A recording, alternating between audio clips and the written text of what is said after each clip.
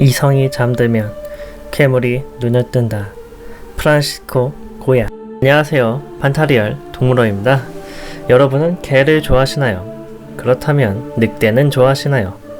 요즘은 늑대를 멋진 동물로 여기는 경향도 있지만 과거 늑대는 빨간 모자, 아기돼지, 삼형제, 늑대와 7마리 아기 염소 등 동화나 전설 속에서 대표적인 악당으로 등장했고 사람과 오랜 악연을 맺었죠.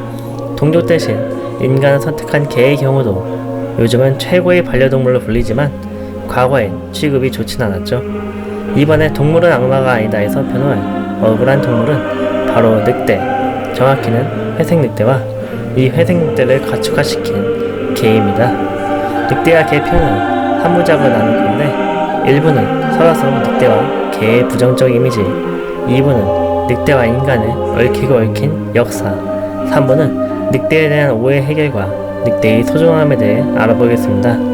그 전에 지난 시간 퀴즈 정답부터 발표해야죠. 정답은 알리차입니다. 이번 영상도 마지막에 퀴즈가 있으니까 끝까지 보고 정답을 맞춰보세요. 악마라고 오해를 받는 동물들을 위한 변론 프로젝트 동물은 악마가 아니다. 늑대와 개 1부 지금 시작합니다. 마블 영화에 등장하는 토르. 이 토르는 원래 북유럽 신화에 전해져 오는 신으로 북유럽 신화에는 라그나로크라는 세상의 종말에 대한 이야기가 나오는데 라그나로크에서 중요한 역할을 한 3마리의 늑대가 있습니다. 바로 로키의 아들이자 요르문간드와 헬의 남매인 펜리르와 그의 자식인 스콜과 하티입니다. 스콜은 태양의 여신 소를 노리고 하티는 달의 신 마니를 노리면서 하늘을 열심히 달려 잡고 실패하고를 반복하는데 거의 잡히기 직전이 되면 일식과 월식이 일어난다고 합니다. 시간이 흘러 이들은 마침내 해와 달을 삼키는데 성공하여 세상을 암흑으로 물들이고 라그나로크의 시작을 열었습니다. 그리고 라그나로크가 되자 그들의 아버지 펜리르도 오랜 속박에 벗어나 세상으로 나왔습니다. 펜리르라는 이름은 늪에서 사는 자라는 뜻으로 파괴의 지팡이, 유명한 늑대라는 별명을 갖고 있습니다. 오딘은 로키의 자식들이 장차 재앙을 일으킬 것이라는 예언을 듣고 요르문간드는 미드가라드의 바다로, 헬은 저승 니플헤임으로 던졌고 펜리르는 집에 그대로 뒀습니다. 시간이 지나면서 펜리르는 계속 자랐고 이에 신들은 펜리르를 봉인하기로 했습니다.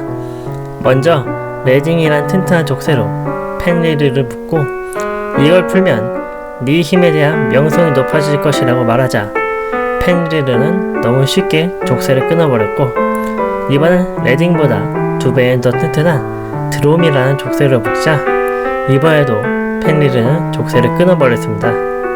그러자 신들은 드베르그를 시켜 글레이프니르라는 족쇄를 만들었는데 이 족쇄는 세상에 없는 6가지 재료로 만들었고 보기엔 얇지만 매우 튼튼했습니다. 신들은 이번에도 같은 방식으로 펜리르를 꿰어 묶으려고 했지만 같은 짓을 2번이나 한 펜리르도 의심을 하기 시작했습니다.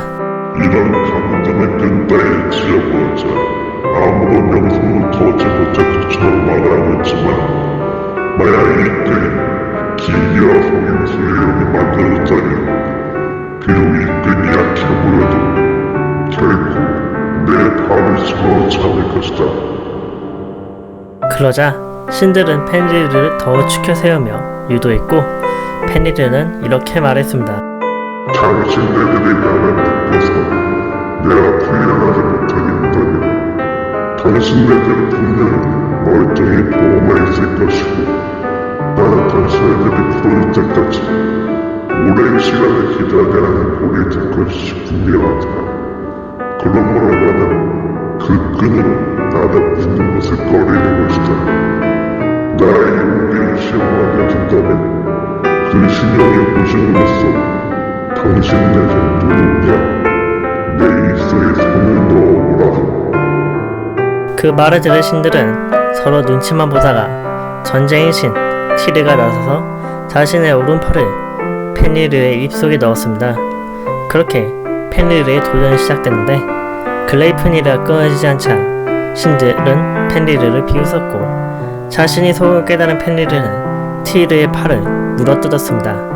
그 후 펜리르는 거대한 석판에 깔리고 주둥이엔 검이 박혀서 입을 닫지 못하고 침을 질질 흘리게 되는데 이 침이 흘러 강이 되었습니다. 그렇게 봉인당한 펜리르는 신에 대한 복수를 꿈꾸다가 라그나로크가 되자 북녀 신화 최고신 오딘을 잡아먹어 복수를 이뤘습니다.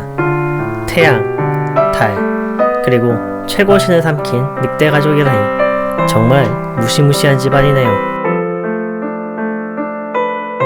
평소엔 사람으로 있다가 보름달이 뜨면 늑대를 배나는 늑대인간. 늑대인간은 언제부터 사람들의 공포 속에 자리 잡게 되었을까요? 늑대인간의 역사는 고대 그리스에서부터 시작됩니다.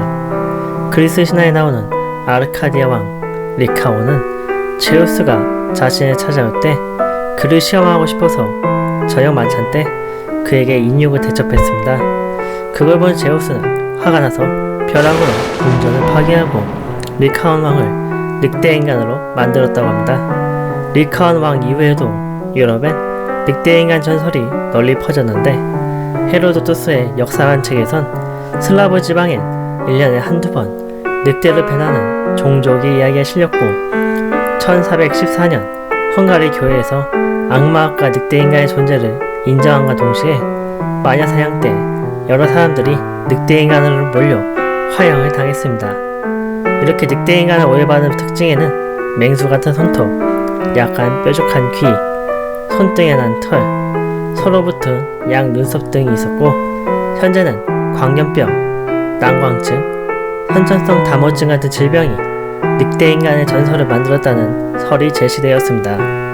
보름달에 뜨면 늑대를 변하는 늑대인간, 과연 진실은 무엇일까요? 사람들에게 악마로 취급받는 늑대. 그렇다면 개는 어떨까요? 개가 이미지가 좋다고 생각하시는 분들도 계시는데 보통 말도 안 되는 소리를 들으면 뭐라고 하죠? 이 뭔 개소리야! 그리고 욕을 할 때도 앞에 개라는 수식어가 많이 붙고요. 사실 여러 신화 전설을 보면 개는 의외로 죽음과 관련이 깊은데 이런 개들을 통틀어 헬하운드라고 부릅니다. 대표적으로 우리에게 익숙한 그리스 신화와 북유럽 신화에도 각각 케르베로스와 가름이라는 헬하운드가 저승의 문을 지키고 있죠. 그리고 영국의 여러 지역에선 블랙독이란 마견의 전설이 전해져 옵니다. 이들은 검은 털에 불타는 눈동자를 가졌으며 보거나 만지기만 해도 죽는다고 알려지는데 만섬에서 나타난 블랙독은 느르렁거리는 소리만으로 병사 한 명을 죽였다고 합니다.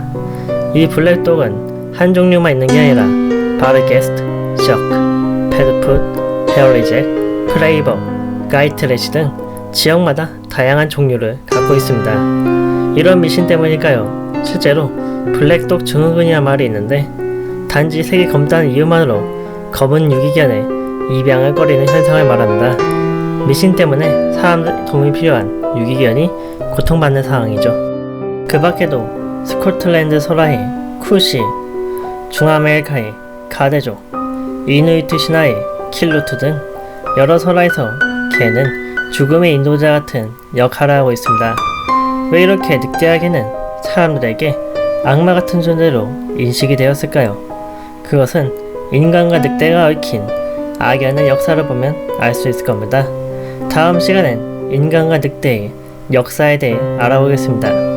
그렇다면 오늘의 퀴즈, 라그나로크에서 오딘을 죽인 늑대의 이름은 무엇일까요? 정답은 댓글에 남겨주세요. 지금까지 환상과 현실을 넘나드는 이야기의 동물원 판타리얼 동물원이었습니다. 구독과 좋아요 눌러주시고 다음 시간에 만나요.